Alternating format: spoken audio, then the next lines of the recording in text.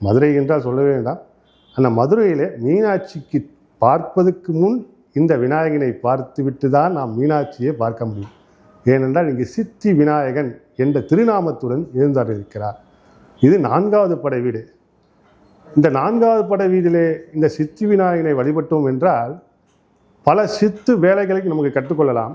ஏதாவது சித்தியாகாத வேலைகள், நமக்கு எத்தனையோ விஷயங்கள் நமக்கு சக்ஸஸ் ஆக வேண்டும், வேலையிலையோ இல்லை நிறைய பிரச்சனைகள் இருக்கும். அவங்கெல்லாம் இந்த சித்தி விநாயகனை வழிபட்டால் திருமண தடை, குழந்தை பாகியம் இவரெல்லாம் வழிபட்டோம் என்றால்